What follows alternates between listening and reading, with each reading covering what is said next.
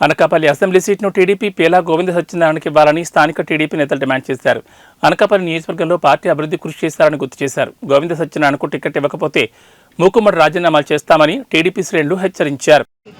గుర్తించడం కాబట్టి పేలా గోవిందనే గుర్తించలేదు, మనం గుర్తిస్తారన్నటువంటి అనుమానంతో చాలా మంది ఇవాళ రావాల్సిన పరిస్థితి వస్తుంది. ఎందువల్లంటే చంద్రబాబు నాయుడు చూస్తే నేను సర్వేలు చేస్తున్నాను, వారానికో సర్వే చేస్తున్నాను, 10 మందికోసారి నీకు అందరూ ఇంటింటికి కూడా ఫోన్ నొక్కండి, 1 నొక్కండి, 2 నొక్కండి, 3 నొక్కండి, నీ నొక్కుని అన్ని నీకేం కనపట్లేదా? అనకాపల్లి ప్రజల తాలూకా ఏ బట్టలు వస్తే నువ్వు అనుసరణ చేసుకుని ఈ టికెట్ కనపరం చేశారు. జనసేనతో మన పొత్తు ఉండొద్దని కానీ జనసేనతో మనకి విరోధం అని కానీ లేదు. పవన్ కళ్యాణ్ గారు, జనసేన పార్టీ, పవన్ కళ్యాణ్ గారు, తెలుగుదేశం పార్టీ అందరూ కలిసి పనిచేద్దామని, ఉమ్మడిగా పనిచేద్దామని, ఏకతాటిగా పనిచేద్దామని అందరూ నిర్ణయించుకున్నాము. ఆయనకి ఎవరికో సీట్ ఇచ్చారని కానీ ఆయన సీట్ వద్దని కానీ మనం ఎవరు అనట్లేదు. కాకపోతే ఇక్కడ జరిగేటటువంటిది ఏంటంటే నష్టపోతాం. రేపు పొద్దున్న నష్టపోతే మళ్ళీ ఇంకా అందరం కంటే ఇవాళ అందరం కంటే రేపు ఇంకొక 5 సంవత్సరాలు బాధపడవలసి వస్తుంది. ఇప్పుడు నష్టపోయే సంవత్సరాలు బాధపడ్డాం, రేపు నష్టం జరిగితే ఇంకొక 5 సంవత్సరాలు అందరూ కూడా బాధపడాలనే ఉద్దేశంతోనే దాన్ని పునరాలోచన చేయండి. పునరాలోచన చేసి ఒక మంచి వ్యక్తిని, ఆయన గెలిచేటటువంటి వ్యక్తి, అభిమానం ఉన్నటువంటి వ్యక్తిని అతనికి న్యాయం చేయండి. తర్వాత ఉన్నటువంటి వ్యక్తి అతనికి అన్యాయం చేయక్కర్లేదు, అతనికి కూడా మీకు తోచిన న్యాయం చేసి ఇద్దరిని సమయోచితంగా కూర్చోబెట్టి మీకు ఈ కారణంగా సీట్ ఈ రకంగా ఇవ్వాల్సి వస్తుంది, మన సర్దుబాటులో ఇలాగ వస్తుందని చెప్పేసి ఏ ఒక్కనైనా మీరు ఆలోచన చేశారా? అంటే మీరు అక్కడ కూర్చొని ప్రజాప్రతినిధుల తాలూకా ఆలోచన కానీ, ప్రజాప్రతినిధుల తాలూకా కష్టం కానీ, ప్రజాప్రతినిధుల తాలూకా ఆలోచన మీకు అక్కర్లేదా? అంటే రేపు మీరు పోటీ చేసామంటే గ్రామాల్లోకి వెళ్ళి ఆ ఇల్లు ఒకరు అమ్మేసుకొని ఆడు ప్రెసిడెంట్గా లేకపోతే ఎంపీటీసీగా లేకపోతే వార్డు మెంబర్గా నిలబడిపోయి కాలిపోవాలి. ఆ కాలిపోయినటువంటి మనిషి కానీ వాళ్ళందరూ కలిసి ఇవాళ మీరు ఆ తాలూకా ఆలోచన తీసుకోరా? నందమూరి తారక రామారావు ఆ రోజు ప్రజాప్రతినిధులు అందరికీ అడిగి ఎవరికి ఇస్తే చీటు బాగుంటుంది, మీ ఆలోచనలు చెప్పండి అని కూర్చోబెట్టినటువంటి వ్యాఖ్యత నందమూరి రామారావు గారు చేసేవారు. మరి ఈ వేళ ఏ విధంగా మీరు సీట్ ఇచ్చారన్నది మాకైతే అర్థం కావట్లేదు. కాబట్టి ఇవాళ మంచి మనిషిని వదిలేసుకోకుండా, పార్టీ లాసిపోకుండా, 2 జనసేన తెలుగుదేశం పార్టీ కూడా యూజ్ చేకూర్చడానికి మరొకసారి జిల్లాలో ఉన్నటువంటి ఎమ్మెల్యేలు అడిగారా? మీరేమన్నా అనకాపల్లిలో ఉన్న ప్రజాప్రతినిధులు అడిగారా? జిల్లాలో ఉన్నటువంటి అయ్యలపాత్రని అడిగారా? లేకపోతే బండారు సత్యమూర్తి గారిని అడిగారా? లేకపోతే పప్పు చలపతిరావు గారిని అడిగారా? ఎవరిని అడిగి మీరు నిర్ణయం తీసుకున్నారు? అంటే మీ ఇద్దరు నిర్ణయం తీసుకుంటే మేము అందరూ కలిసి మీరు అందరూ చచ్చిపోతే అందరూ చచ్చిపోతామా? అంటే మీరు చచ్చిపోతామా? మాకు ఒకటి ఎత్తెక్తో లేదా? మేము గెలిపించుకోలేమా? తెలుగుదేశం పార్టీ మీదేనా? మీకు గౌరవిస్తున్నాం కాబట్టి ఆ గౌరవాన్ని మీరు తీసుకోండి.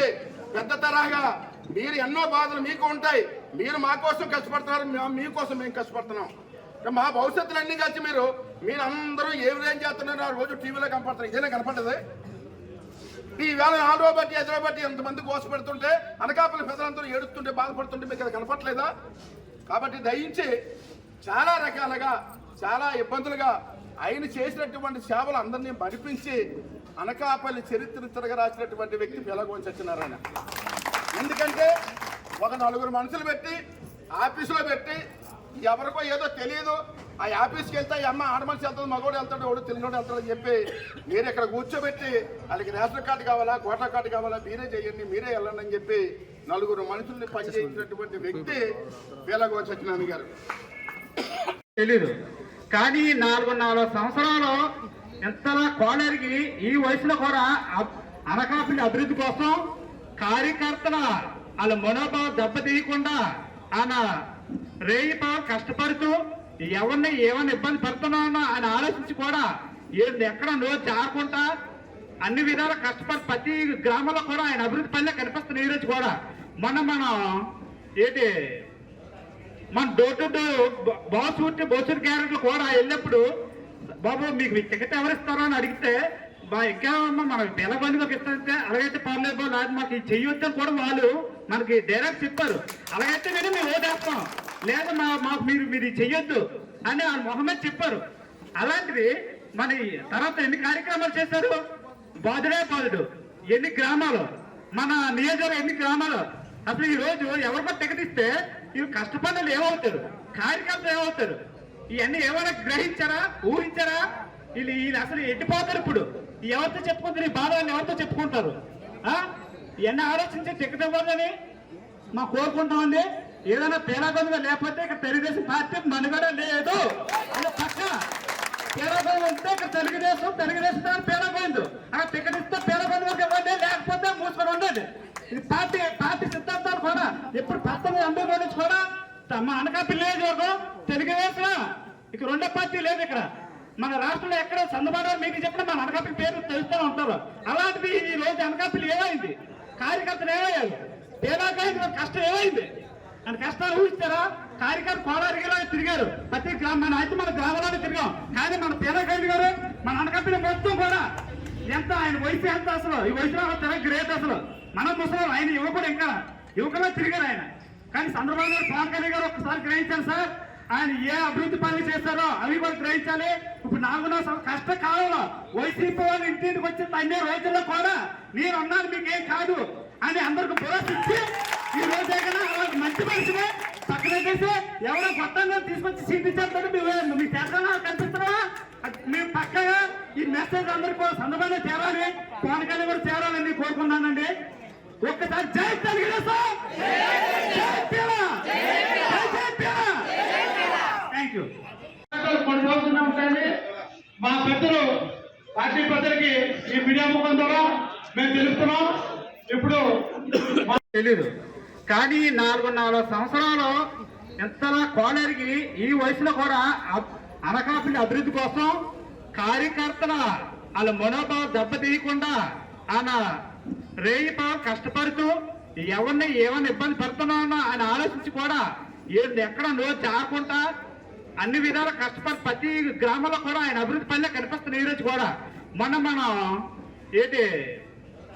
మన డోర్ టు డోర్ బోసూర్ క్యారెట్లు కూడా వెళ్ళినప్పుడు బాబు మీకు టికెట్ ఎవరిస్తారో అని అడిగితే ఇంకా మనం పిల్లబందిలోకి ఇస్తారంటే అలాగైతే పర్లేదు బాబు, అది మాకు చెయ్యొద్దని కూడా వాళ్ళు మనకి డైరెక్ట్ చెప్పారు. అలాగైతే మేము ఓటేస్తాం, లేదా మాకు మీరు చెయ్యొద్దు అని వాళ్ళ మొహమ్మద్ చెప్పారు. అలాంటిది మరి తర్వాత ఎన్ని కార్యక్రమాలు చేశారు? బాధుడు ఎన్ని గ్రామాలు, మన నియోజకవర్గం ఎన్ని గ్రామాలు. అసలు ఈ రోజు ఎవరికో టికెట్ ఇస్తే ఇవి కష్టపడ్డలు ఏమవుతారు, కార్యకర్తలు ఏమవుతారు? ఇవన్నీ ఏమైనా గ్రహించారా, ఊహించారా? వీళ్ళు అసలు ఎట్టిపోతారు ఇప్పుడు.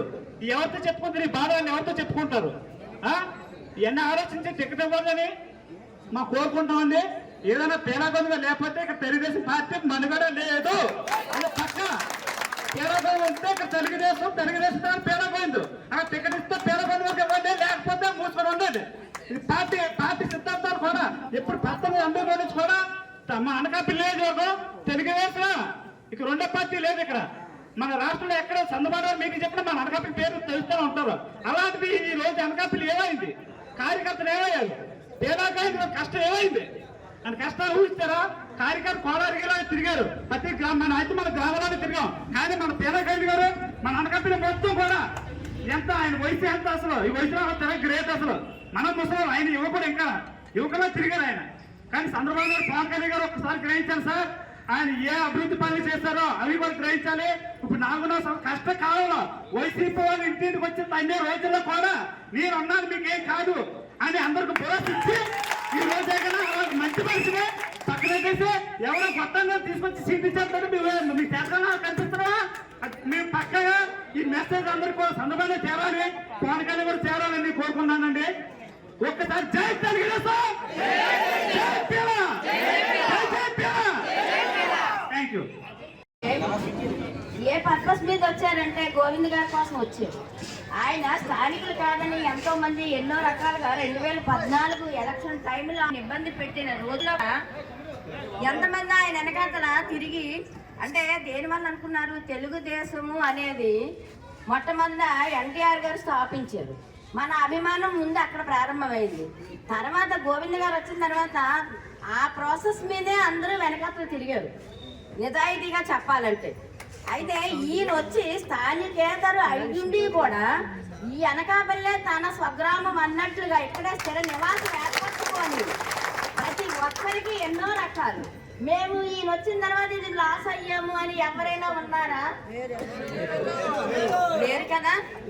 అంటే ఆయన అంత గొప్పగా ఈ అనకాపల్లి ప్రజల కోసం సేవ చేశారు, తన సొంత నిధులతోనో లేదా గవర్నమెంట్ నుండి తెచ్చిన నిధులతోనో ఆయన చేయాలనుకున్న పనులు ప్రతి ఒక్కటి చేసి ఉన్నారు. ఇంకా చేస్తారన్న ఆశతోనే మొన్నటి వరకు కూడా, అంటే దరిదాపు ఒక 15 రోజులు కూడా కాలేదు, వారం రోజులు ముందు వారం సోమవారం లోకేష్ వచ్చిన వరకు కూడా ఆయనదే ఈ అనకాపల్లి ఎమ్మెల్యే సీటు అని చెప్పేసి ప్రతి ఒక్కరూ కూడా ఎదురు చూసిన తరుణంలో 2 రోజుల దిగువన మార్చారు. ఎందువల్ల మార్చారు అనేది భగవంతుడికి తెలియాలి, మన ఎవరికి కూడా తెలియదు. అది ఒక గొప్ప రహస్యంలా అనిపిస్తా ఉంది. ఎలా అయినా సరే పవన్ కళ్యాణ్ మరొకసారి ఆలోచించి ఎంపీ సీట్ మాత్రం రామకృష్ణ గారికి ఇచ్చి అనకాపల్లి నియోజకవర్గ ఎమ్మెల్యే సీట్ మాత్రం పేలాలి.